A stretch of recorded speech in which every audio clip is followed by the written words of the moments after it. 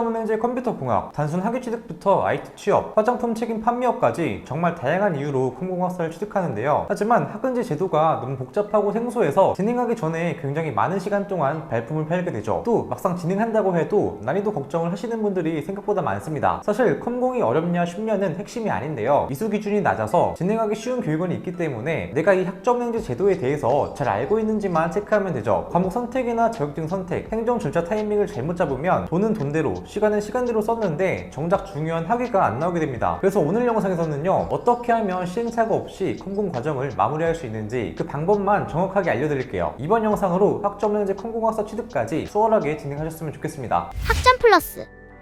먼저 이 학점은행제를 진짜로 공부하기 위해서 진행한다기보다 어떤 수단용으로서 활용하는 분들이 더 많았습니다. 그래서 앞서 말씀드린 것처럼 난이도에 대한 걱정을 하시는 분들이 적지 않았는데요. 다행히 난이도에 대한 건 크게 걱정할 만한 부분이 아닙니다. 왜냐하면 학점은행제의 난이도를 결정짓는 건 전공이 아니라 교육원 이수 기준에 따라서 갈리기 때문이죠. 같은 컴퓨터 공학 과목이라도 어디서 듣느냐에 따라 이수 난이도가 완전히 달라집니다. 먼저 학점은행제 수업에도 일반 대학교처럼 강의 출석, 시험, 과제, 토론 같은 성적 반영 요소들이 있는데 이수가 조금 더 까다로운 교육원은 시험이나 과제 비중이 높아서 전체 수업 내용에 신경을 계속 써줘야 하죠. 반대로 이수가 쉬운 교육원은 강의 출석에 이수 기준이 맞춰져 있는 것인데요. 강의만 잘 들어주는 상태에서 시험이나 과제에 크게 신경을 쓰지 않아도 학점을 이수할 수 있습니다. 이렇게 이수가 쉬운 교육원이 있기 때문에 꼭 참고하셔서 교육원을 찾아보셔야 하는데요. 찾는 방법은 교육원 고객센터에 전화를 해서 출석률 기준으로 진행이 되는지 여쭤보셔도 좋고요. 또 한 가지 방법은 교육원 홈페이지를 직접 확인하는 방법이 있습니다. 하지만 명시가 안 된 곳도 있기 때문에 확실히 알아보고 싶으시다면 전화로 일일이 물어보셔야 할 수도 있습니다. 만약 출석률 기준의 교육원을 찾기가 너무 힘드시다면 고정 댓글에 있는 카톡 링크로 문의주세요. 정확한 과정과 이수하기 쉬운 교육원으로 안내해드리고 있습니다. 학점 플러스.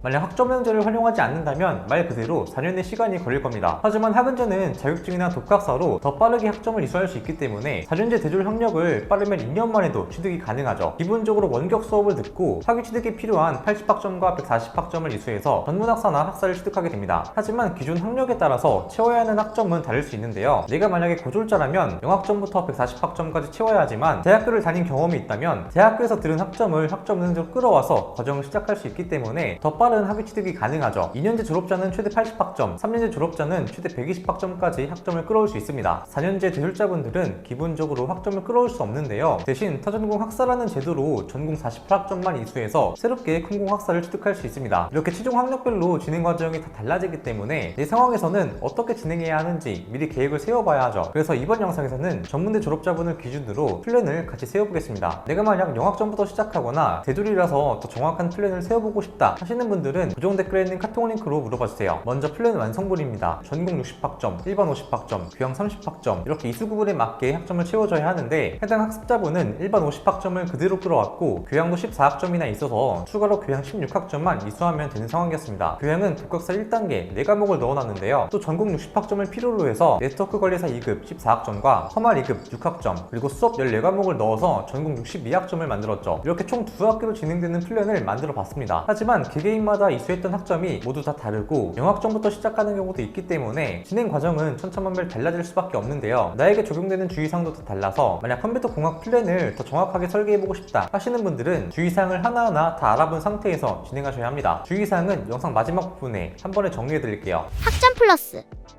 사실 학점은행제를 진행하면서 주의해야 할 건 굉장히 많은데요. 이렇게 영상을 따로 준비해야 할 만큼 말씀드려야 할 양이 방대합니다. 그래서 이번엔 컴공학사를 진행할 때 제일 크게 주의하는 부분들만 알아볼게요. 첫 번째는 자격증의 분류와 직무번호입니다. 자격증에는 분류와 직무번호라는 것이 있는데 결론적으로 이 두 개가 겹치는 것은 학점 인정이 안 되기 때문에 주의해야 합니다. 대표적으로 커말 1급과 2급이 있는데요. 수업을 줄이려고 할 때 이 자격증을 준비하는 분들이 엄청 많습니다. 하지만 이 두 개의 자격증이 분류와 직무번호가 모두 겹치기 때문에 자격증 두 개를 모두 가지고 있다면 학점이 더 높은 1급만 인정이 가능하죠. 시간 들여서 기껏 자격증을 땄는데 학점 인정이 안 되면 대형 사고니까요. 만약 커말 1급과 2급을 동시에 준비하려 했다면 이 부분을 꼭 주의하셔서 다음 계획을 세워주세요. 두 번째는 연간 이수 제한 학점입니다. 학점은행제를 통틀어서 가장 중요한 주의사항인데요. 한 학기 최대 8과목, 1년 최대 14과목만 학점 인정이 가능하다는 하나의 규칙입니다. 이 이상 수업을 듣게 되면 추가로 학점 인정을 받을 수 없어서 꼭 주의해주세요. 세 번째는 세부교육 과정표를 꼭 확인해야 한다는 점입니다. 연간 이수 제한 학점을 잘 숙지했다 모르겠다면 내가 들어야 하는 과목이 어떤 과목인지 확인해야 하는데요. 이 부분은 학점연계 사이트에서 확인할 수 있습니다. 표준교육과정 조회에서 컴퓨터공학을 찾아주세요. 들어오시면 이렇게 컴퓨터공학사의 과목표를 확인할 수 있습니다. 참고로 이 많은 과목이 전부 온라인으로 개설되어 있는 게 아니다 보니까 꼭 교육원에서 열리는 과목 위주로 확인해 보셔야 합니다. 과목은 교육훈련기관을 조회해서 보시면 되는데요. 확인 방법은 이렇습니다. 표준교육과정, 교육훈련기관 조회, 유형을 원급 교육으로 해주시고 평가인정 과목 수는 5개 이상, 그리고 찾기를 눌러 컴퓨터공학을 검색해주세요. 그리고 이 교육원들 하나하나 들어가셔서 내가 전공 수업을 하나도 빠짐없이 들을 수 있는지를 체크하셔야 합니다. 수업으로만 전공 60학점을 채울 거라면 전공 20과목이 열려있는지 체크해주세요. 그리고 컴퓨터공학 전공은 저희 교육원에서도 안내가 가능하기 때문에 더 자세하게 안내 받아보실 수 있습니다. 학점 플러스. 네, 오늘 영상은 여기까지입니다. 아마 여기까지 보셨다면 컴퓨터 공학서를 정말 취득하려는 분들만 남아 계실 것 같은데요. 관련해서 궁금한 것들 물어보시면 언제든지 답변해 드릴 수 있으니까요. 더 알아보고 싶은 분이 있다면 고정 댓글에 있는 카톡 링크로 물어봐 주세요. 지금까지 학점 플러스 준이쌤이었습니다. 감사합니다.